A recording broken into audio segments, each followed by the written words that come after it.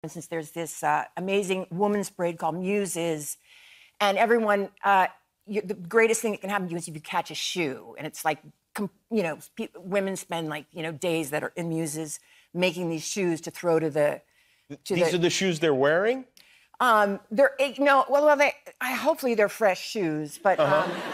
But it's the throw, it's the gift that you get from if you ride, if you're in the parade. Right. The Muses parade. Right. And so everyone wants these shoes, and it gets very competitive, and people are pushing for these, it gets very vicious. I've never heard of this. But they're very cool. They're decorated, they're very elaborate.